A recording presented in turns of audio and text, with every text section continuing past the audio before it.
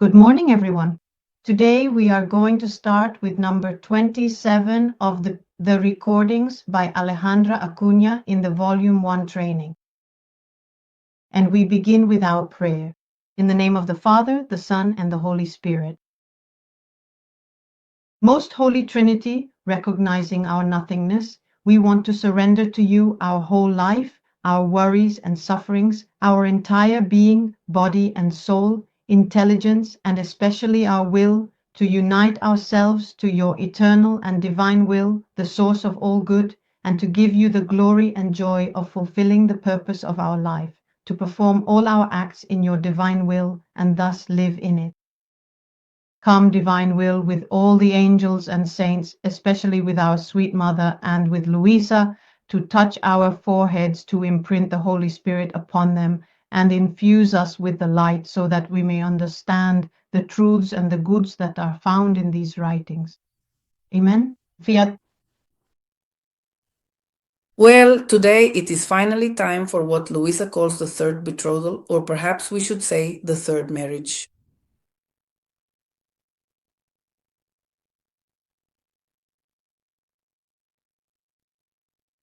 When Jesus had the kindness to come, Luisa writes in her volume 1, he spoke to me very frequently about his passion and tried to prepare my soul for the imitation of his life and his sorrows. So here it goes. It's like a parallel thing that has always been in Luisa's life. It's not that it's one thing now and another later, but rather it came together as well. He always spoke to her about his passion, and each time she understood it more. And he tried to prepare my soul for the imitation of his life and his sorrows, telling me that in addition to the betrothals, that is, it reached a point where he told her that besides the betrothals already described, or the marriages, we still had others to carry out, and they were the betrothals of the cross. Right now, we are going to see what this means, the betrothals or the marriage of the cross. First, obviously, for Louisa, and then, well, it will also be useful for us. I vividly remember how he used to speak to me, that is, Jesus, often sharing this profound wisdom. My dear spouse, remember that all virtues will inevitably weaken if they are not firmly confirmed and deeply fortified by the grafting of the cross upon your soul. So, with this, he is saying the grafting of the cross is something that is grafted. I mean, let's understand what a graft is. It's not like it's now yes and now no. I mean, it is grafted, and from there it starts receiving life. What does he mean by the cross? Just a wooden cross like that? No, he is referring to Jesus, to his passion, to his sorrows.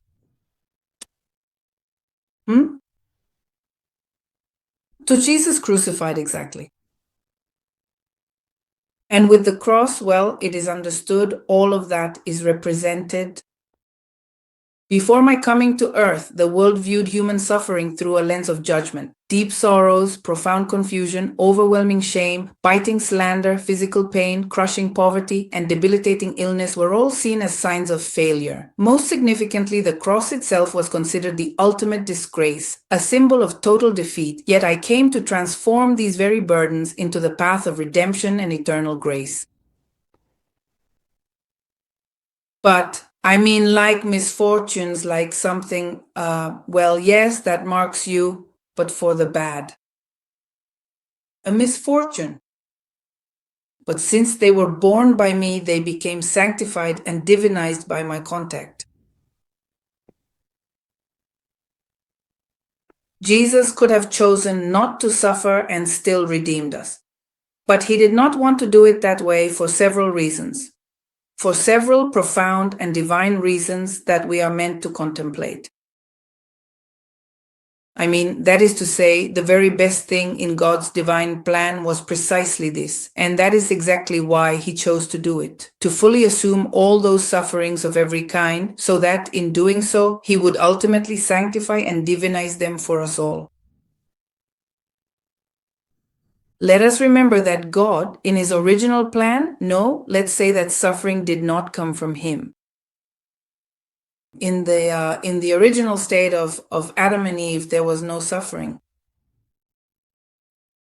Everything was harmony, and nothing of suffering had come from God. Suffering entered through man's separation from God, through the opposition of the human will to the divine will. And from then on comes, all kinds of suffering, absolutely everything. We must focus on our growth in 3 areas: bodily, moral, and spiritual. On a personal level, and then on a family level, as well as on a broader societal and global level, we really need to consider the impact. But then, when Jesus comes, when the Word becomes incarnate and comes to carry out, once again, the work, he comes to realize the work of salvation and to bring the whole kingdom back into effect in him, to leave it available when the time was right. He does not take all this away, because after original sin, it is much healthier that all this has remained. He has not, he could have taken away all the suffering, but he did not do it. He sanctifies and divinizes it. He assumes it, he sanctifies it, and he divinizes it, because it is a most powerful means of salvation, of sanctification, and of divinization as well. So even if we enter into the divine will, it is not going to be taken away. No, after original sin, this is the system now, and it is not going to change. In case some understand that there will come a point where God will take away our sufferings, that is not the case, except in eternity. Over there, yes. When this life ends for us and we enter into full happiness, that is, into God, into the full and beatifying divine will, then yes, suffering ends there, not before. I mean, that is evangelical, right?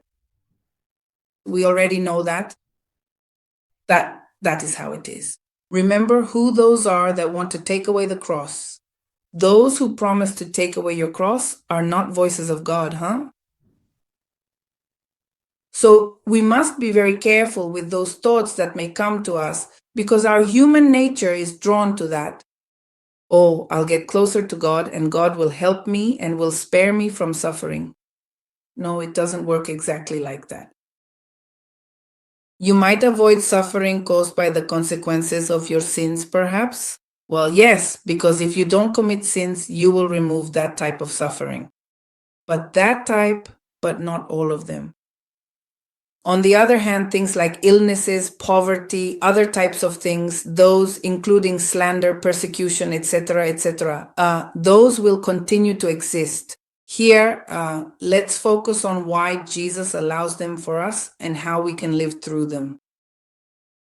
If he lived them, if the Blessed Virgin herself also lived them, and if here he is speaking of the betrothal of the cross, then God wants to tell us something that we will gradually come to understand. Well, then I repeat this phrase, right? Because these items were carried by me, they were profoundly sanctified and divinized through my direct contact.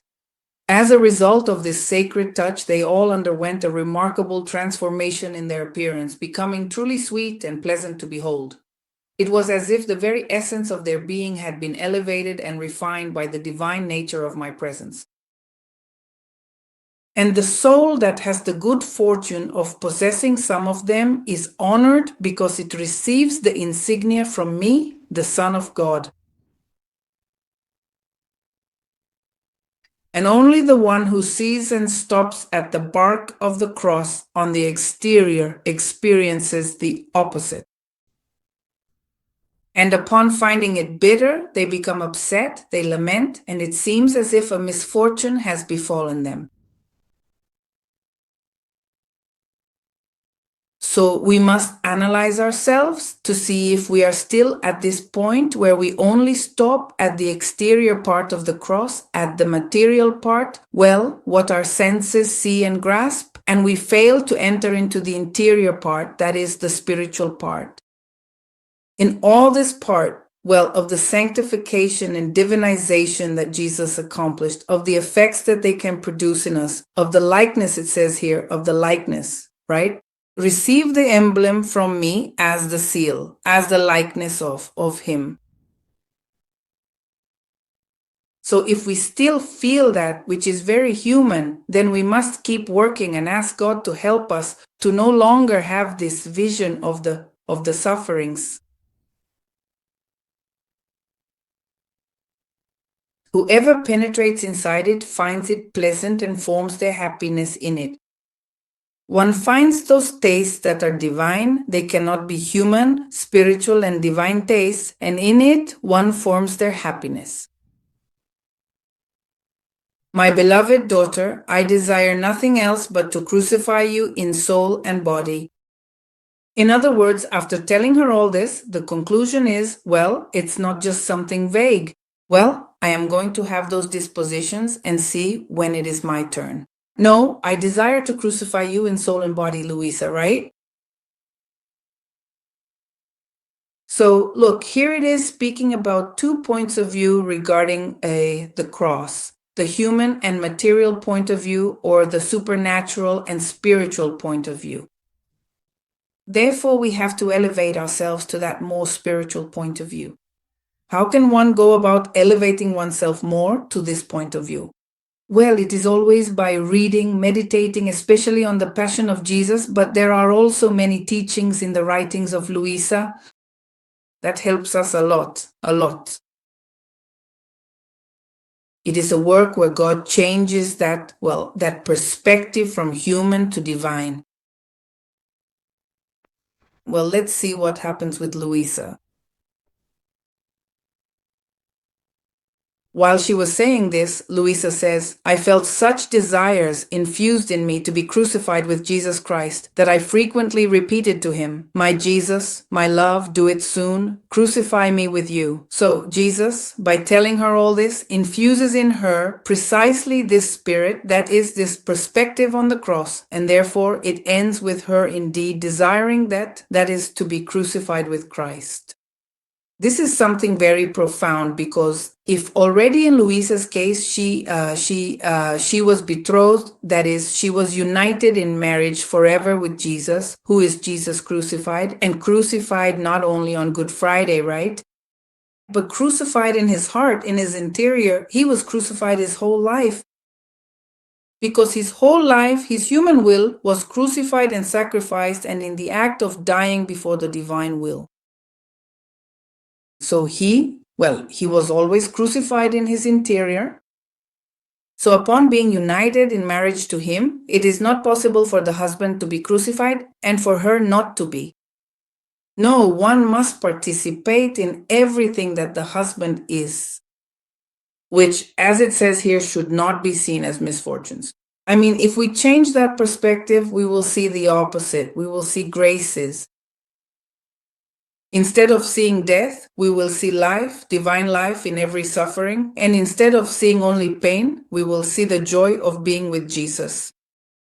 Every pain, suffered, suffering, sorrow, whatever it may be, internal or external as well in the body, it corresponds by justice to a special and different eternal joy. And in the divine will, let's imagine, wow, what that means, right? Because God is precisely, if he asks us, it is to give us more. Apart from all the effects that we have already spoken about in past times, that they produce in our soul and in other creatures. Well, then Louisa did indeed wish to participate in the crucifixion of Jesus as well. Louisa continues, and when Jesus returned, the first requests I made to him, which seemed most important to me, were these: the sorrow for my sins and the grace that he would crucify me with him. It seemed to me that if I obtained this, I would obtain everything. The sorrow for her sins. In other words, to truly repent with all sincerity for all her sins, which, well, seemed great to Louisa. Now let's imagine ourselves, right? And then to be crucified with Jesus. Then, one quiet morning, my most loving Jesus appeared before me, crucified upon the cross. He looked upon me with great tenderness and told me that he desired to crucify me there, right along with him. And while he was saying this, I saw that rays of light came out of his most holy wounds. From within these rays, the nails were coming towards me, and within these rays, the nails were coming towards me. In other words, she saw that the nails were coming towards her. At that moment, I don't know why, while I desired so much that he would crucify me, so much that I felt myself being consumed, I was overcome by a great fear that made me tremble from head to toe. I felt such an annihilation of myself. I saw myself as so unworthy of receiving this grace that I did not dare to say, Lord, crucify me with you. Always with Louisa, in any particular grace she receives, this constant is present. The first thing is to feel like nothing, right? Humility to the max, to the maximum degree. That is a good sign. In short, that is how the soul empties itself, and that is where God places his graces. Well, it seemed then that Jesus remained in suspense, waiting for my will. I mean, even though she had asked him many times, at this moment he was not going to force Louisa. He was waiting for my will, that is, her acceptance, her volition. Who can say how, in the depths of my soul, I desired it ardently, but at the same time I saw myself as unworthy? So let's see. It is not that she was rejecting the cross, but because of that annihilation of hers, that is, because of that feeling of being nothing, she saw herself as unworthy of such a grace. My nature also became frightened and trembled. While I was in this state, my beloved Jesus, intellectually, that is, with a light, was urging me to accept. So, with all my heart, I turned to him and earnestly said, O Holy Spouse, who was crucified for my sake, I humbly ask that you grant me the profound grace to be crucified alongside you. But I also ask with equal fervor that you do not let any external sign appear to the world. Yes, please give me the pain, give me the sacred wounds, but I beg you to make everything remain entirely hidden between you and me alone, known only to our hearts. So part of her fear was that it would be seen on the outside. Here, I mean, little by little, she is like opening her heart, her feelings, right? So she asks him for that grace. Why? Is that better than the others? Well, we don't know. In Luisa's case, yes. For example, for Padre Pio, well, it was God's will that they be seen. That was the way God wanted it in him, and that it was going to help many, many conversions. In Luisa's case, no, because then Luisa would have drawn attention because of the wounds, and the vast majority of people would have stayed with that, with the externalities, and would not have come to live in the divine will, to give much more importance to the spiritual. For example, that is one reason, right? There will be others. So even from those times, so that her confessors themselves, although they knew she was going to have this or had this, they didn't focus so much on that, but rather on what our Lord was teaching her. Otherwise, they would have had to deal much more with that matter of the exterior wounds. It wasn't Louisa's mission, but she had to go through the whole likeness to Jesus of being crucified with him and participating in the pains of his crucifixion. Well, let's continue reading because it continues to explain more about this here. I am asking you, please, to ensure that you do not let any external sign appear. It is very important that you keep everything hidden. Yes, give me the pain, give me the wounds, but make everything remain hidden between you and me. Then, those intense, blinding rays of light, together with the sharp, cold iron of the nails, slowly pierced through both my hands and my feet. And the heart was pierced by a sudden ray of light, arriving together with the lance. Who could ever truly describe the overwhelming intensity of that pain and the joy? Look, here it comes. When sufferings are a participation in God and live together with Jesus, pain and joy come together. I mean, if we could choose between suffering pain far from God and suffering the same pain or even more pain, but together with God, that is, together with Jesus, well, it is 1,000 times preferable to suffer together with Jesus because with Him come all the graces and among them spiritual joy, right? On the other hand, far from God, well, one can even reach the point of despair, even over small things, right? Sometimes one is amazed that people cannot bear, feel incapable of bearing, sufferings that are not even that serious, you know? And they even ask for death. Well, you see, many times we are reaching that point, suicides, euthanasia, because they cannot bear an illness in peace and tranquility, when there are people who carry much heavier burdens or traumas. When we know that in God, with God suffering everything, any suffering with Jesus is much more bearable and He gives you the grace to be able to suffer it, you are with Him and it even gives you joy. So tell me, who among us can truly speak of both pain and joy? Just as before I was surprised by fear, just as much afterwards my soul was swimming in a sea of peace, of contentment, and of pain, but together, right? The pain I felt in my hands, my feet, and my heart was so great that I felt like I was dying. I felt the bones in my hands and feet breaking into tiny, tiny pieces. It felt as if there were a nail inside, but at the same time, it caused me such contentment that I cannot explain it. Yes, because that united her more with Jesus. I mean, it's a greater point of union with Jesus, because being united with Jesus in creation, in beautiful things, yes, but it's missing. It's missing being united with Jesus in pain as well. So it is, as we had already seen, it is greater love to be united with Jesus also in sufferings. So at the very same time, it caused me such an overwhelming joy that I truly do not know how to explain it. And it provided me with such incredible strength that while I felt like I was dying from the pain, those same intense pains somehow sustained me to keep me from dying.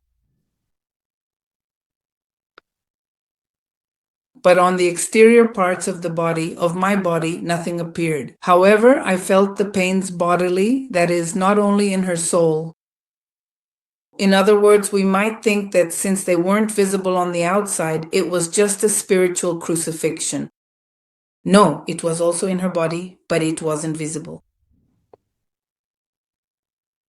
She says, on the exterior parts of the body, nothing appeared.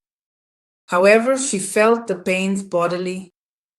It is so true that when the confessor came to call me to obedience and would release my contracted arms and hands, I mean, because Luisa would stay, she would remain petrified, right? I don't know in what position, but then the confessor would make the sign of the cross over her. He would touch her here on the palm of her hand and would move her arms and hands so that to release them, well, to recover movement. Every time he touched me on that point of my hands where the ray of light had pierced through along with the nail, I felt mortal pains. But when the confessor ordered by obedience that those pains cease, they were greatly mitigated, for those pains were so strong that they made me lose my senses. Here we get a glimpse of what that was like for Luisa. So when she loses her senses every night, it is because of these pains. It's as if they intensified and she would lose her senses from participating in these pains of Jesus, which were continuous.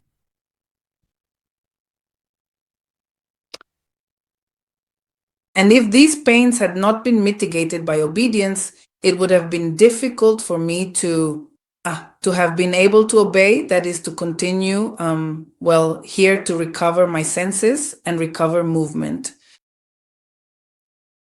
O prodigy of holy obedience, you have been everything to me. How many times have I found myself in contrast with death, since the intensity of the pains was such that I was about to die, but obedience has restored my life. May the Lord always be blessed, and may everything be for His glory. In short, when I felt myself, I saw nothing. That is, Louisa did not see, but she did not see her wounds. Well, but when I lost my senses, I saw the parts marked by the wounds of Jesus. It seemed to me that the wounds of Jesus Himself had been transferred to my hands. This was the first time that Jesus crucified me. Because of these crucifixions, there have been so many that it is impossible to enumerate them all. I will only say the main things related to this. Well, then it can really be said that Luisa was stigmatized, only in a way that remained entirely invisible to everyone around her. They were not visible, but from then on, every day of her life, she suffered the pains of the wounds of Jesus in her hands and feet. And there is the testimony of the girls who were her students and who later grew up, and also of Rosaria Bucci, who assisted her, who say that when Luisa did the bobbin lace work, she could not tighten the little knots well because her hands hurt continuously from the wounds, even though they could not be seen, but they hurt her there. And so Rosaria would help her make the little knots that she sometimes had to make, at some points in her work, because otherwise the work would end up loose. I mean, she did do it, but she had to be helped a little because of those pains. But just think, even with those pains and with her wounded, invisible hands, she didn't stop working. So she worked during the day and for her livelihood, more than for herself, for her sister who took care of her. So she never stopped working. This is interesting, but I'm not going to get sidetracked. Here we are with the topic, we can complement it with some reflections. Jesus wanted Luisa to also suffer the pains of the crucifixion in her body. That is what He wants for each one of us. No, because in the divine will, that is no longer necessary.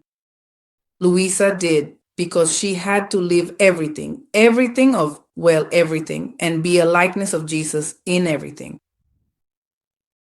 And go through all the stages of holiness up to where it had reached, let's say human holiness, up to where it was known. Although she already lived this in the divine will too, eh? So, in fact, Jesus tells her that she is the first will. But for those of us on this path, it is really not necessary to have this kind of physical participation in the body. So, if that is the case, what then is the true meaning of the crucifixion? Because we do have to be crucified. But what is the true crucifixion? Jesus tells us that later on. We already more or less know it and intuit it, but I want to read it. It is from volume 10, November 18th, 1911.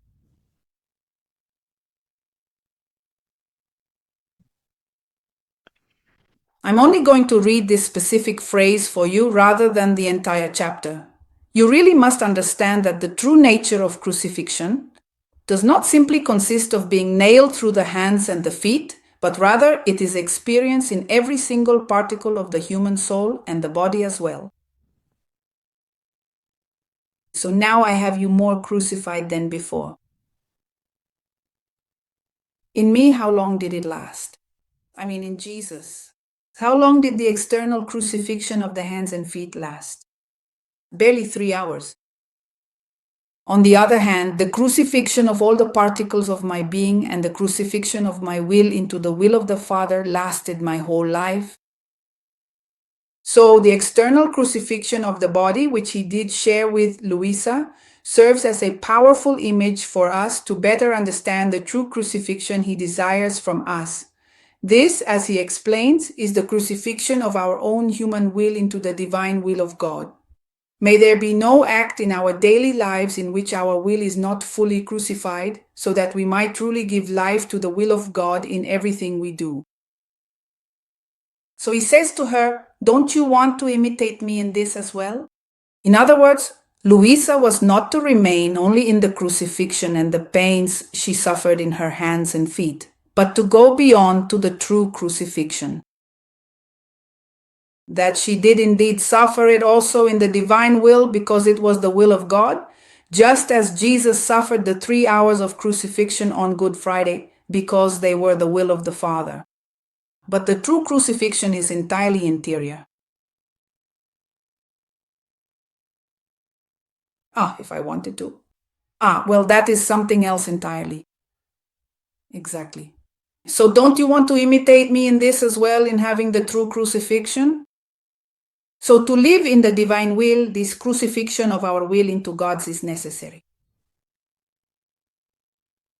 So when one has surrendered their will to God, well, it is in a definitive way, in a continuous way, and to be attentive to maintaining that crucifixion, not to remove the nail from the cross and give life back to our own will. Now here, yes, whatever I want. No, I no longer cared about God's will, but rather what I want. No.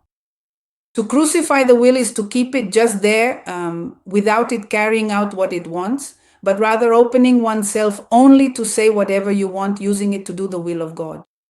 So that is the true crucifixion, because many things that you might want, perhaps you will no longer do, you will no longer want them. If God gives them to you, well, they will be by God's will, but not because you want them, but because it is God's will. And others that you do not want, well, God will give them to you and you will accept them as God's will. And you are going to use your will to align yourself with that will of God, to crucify it precisely. See? So that is the true and perfect crucifixion, which is seen most clearly right in suffering. So that is why this image of marriage with the cross. We might say, well, what does marriage to the cross have to do with Louisa's invisible stigmatization? Well, it is the same thing. That is to say, from that moment on, she was united with the crucified Jesus and all of his pains. So that is indeed in us. I mean, in the soul that wants to live in the divine will, it must have this clear aspect that from then on, well, that God makes us understand it as we go along. One must unite with the crucified Jesus in everything. In that crucifixion of the will, yes, but also in all the pains or sufferings that he wants to share with you, which will not be the extraordinary thing of seeing Louisa's vision and feeling the nails here in the hands or feet, but in all the sufferings of our life. From the moment we give ourselves and unite with Jesus on the cross, all sufferings will be, we can see them as, and they will be a participation in the sufferings of Jesus. It is important that we also change that vision. It's not about, such and such a person insulted me, ignored me, abandoned me, betrayed me. No. It's Jesus wanting to share with me his abandonment, his betrayal, his slanders, and so on, right? And to take it as a participation in the sufferings of Jesus and live them together with him as Jesus lived them with him with his same will, That is to be in this marriage of the cross. So it is so that we can live our sufferings in union with those of Jesus, you see? And give them that value, as it says here, he sanctified them and divinized them. So to be able to have those acts also divinized in us and to suffer like Louisa with that joy of being together with Jesus and receiving all the graces that come through those sufferings and that Jesus obtained for us in those sufferings, to go on enriching ourselves with those very pains of Jesus. And that is going to make us more like Jesus and allow the life of the divine will to fully develop in us. There is another little chapter here that can really help us out. Just take a look at this. It is from volume 7, dated July 27th, 1906. It is quite an interesting piece of history.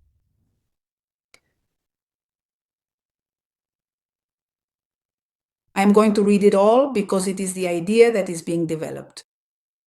Louisa says, "This morning, upon letting himself be seen, upon letting my adorable Jesus be seen, embraced by the cross, I asked myself in my interior what his thoughts were upon receiving the cross. And he said to me, 'My daughter, when I received the cross, I embraced it as my dearest treasure.'"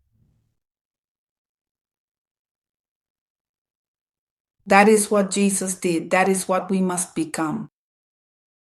I embraced it as my dearest treasure. Why? Well, because on the cross I endowed all souls and betrothed them to myself. In other words, that is where we unite with Jesus on the cross. And it's not just a figure of speech. Look at your life and how your journey was as you became more united with Jesus. Surely there was some cross, right? Analyze it. It's when one starts to unite more with God, to get closer to God, to seek more of God's presence, and so on and so forth, right? So on the cross, I endowed souls and betrothed them to myself. If God had removed all that part of the cross, we would truly be on the path to hell, just like that.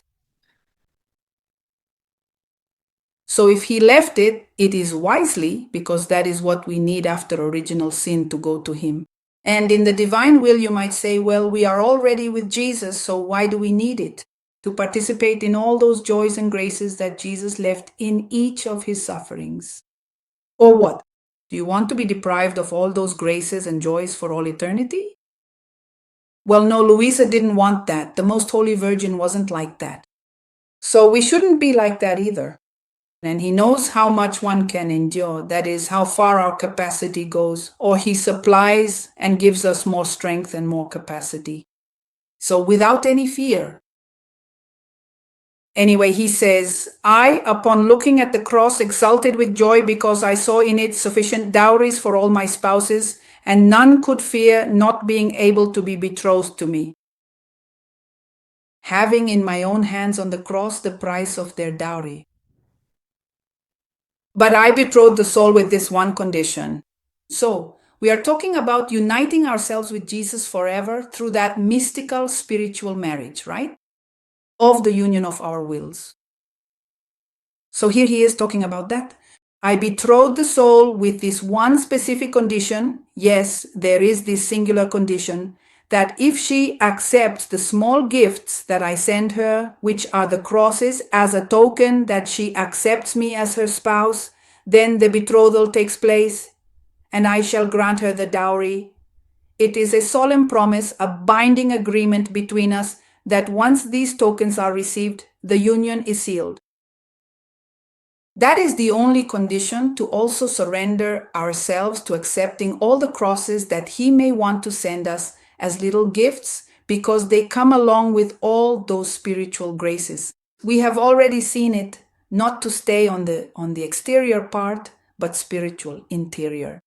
So to accept those divine gifts as a token that she accepts me as her spouse, the betrothal takes place and I grant her the dowry. I mean, of all those graces to one in the divine will, eh?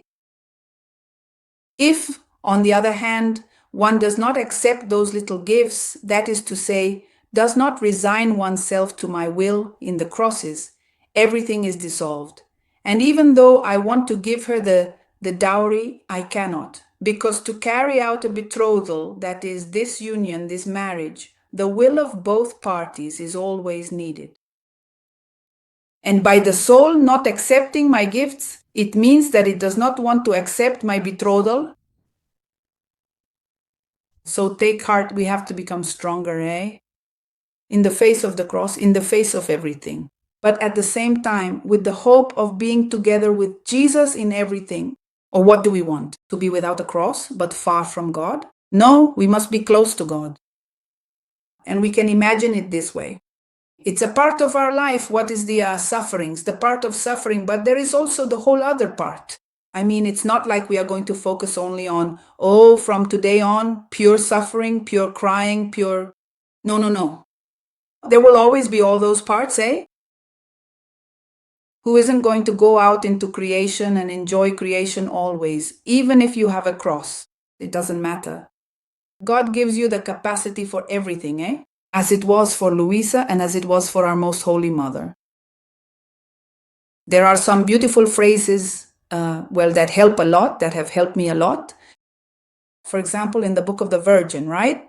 She says a phrase, I don't remember which day, I never denied God anything. Nothing. Nothing like, oh no, anything you want, but this suffering, no, I would like you to take this one away from me. No, she never struggled. There was never that bargaining. Oh, take it away from me. No, not this one, please. I mean, no. There are other phrases in volume 15 that say that she, Jesus, God, could place suffering upon suffering, pain after pain in that heart without the shadow of the slightest resistance. She truly had her will totally fused with God's, united in such a way that she never resisted anything, which were indeed terrible, immense, right? Her sufferings. Anyway, so she is the one who can teach us the path to all of this. How many times in the Book of the Virgin does it say, today you will give me into my maternal hands all your internal and external sufferings, so that I may convert them for you into divine will and infuse in you the graces you need. So it is a great help that we have in our Most Holy Mother, Queen of Sorrows. She went through all the pains and gave that we might also suffer, because she participated in all of Jesus' pains. Her pains were the reflection of Jesus' pains. So she also suffered everything together with Jesus. And what for? Well, to give us her maternal help. That is why she is the Queen of Sorrows and Jesus the King of Sorrows. So they help us in this kingdom of sorrows, which lived in the divine will, is a kingdom that will be transformed into immense joys. This to also be walking in this aspect, in this aspect of living in the divine will. So it is, this is something very profound, very, very much for the daily life too, right?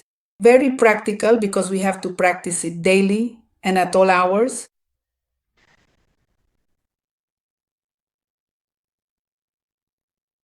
Wait for me. There was one. It's just that I'm remembering one.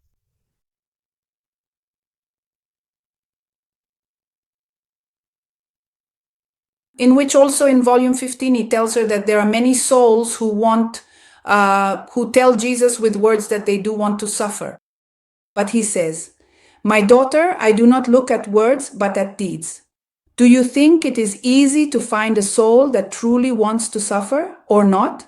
How difficult it is. In words, there are many who want to suffer, but in deeds, they flee when pain oppresses them. We are already there looking for how to get rid of it, right? Or other sorrows surround them, and oh, how they wish to free themselves from that. And I, Jesus, always remain isolated in the sorrows. In other words, remember that He is the one who wants to share in that sorrow, and if you do not accept it, you are rejecting Jesus and His union with you, His gift, His betrothal, and everything. So may God truly give us the grace to unite our own will to His in absolutely everything, including this very moment. What's more, I would say, let us go one step further. At this point, yes, let us take one step further in our faith. From now on, to offer ourselves to, that is to be willing, Lord, I am willing to suffer everything that you want or permit, that you want me to suffer. From now on, I already say yes to you and I offer it to you in full confidence. That it is for my own good, we already know that, right? with all the intentions that we have already seen other times, and now we add this to unite ourselves with you, to suffer your same sufferings and live them in the divine will, and receive all those graces that you want to give me, and those joys as well, huh? So, to accept them already from before. We can even do this from now on. This is a very good preparation for death, for example. Lord, from now on, I accept the type of death that you want to give me, knowing that it is for my good, it is the best, you designed it for me. So from now on, I want to offer it to you and I want to live it in my will. I want to unite it to your death, to your last breath. I mean, there is a prayer of Louisa there, right? I unite my last breath to the last breath you gave for me on the cross. For what? So that it may have the same effects as that death of Jesus, and that we may end up right in heaven. Anyway, everyone can think more about it, right? I also remember that in volume 7, at the end of volume 7, when her parents were about to die, Jesus makes her understand that her mother was going to die first. I have it here, but I prefer to say it with Luisa's own words, because sometimes you change it and it loses a little bit of its light. Look at what beauty. It's from March 13th, 1907.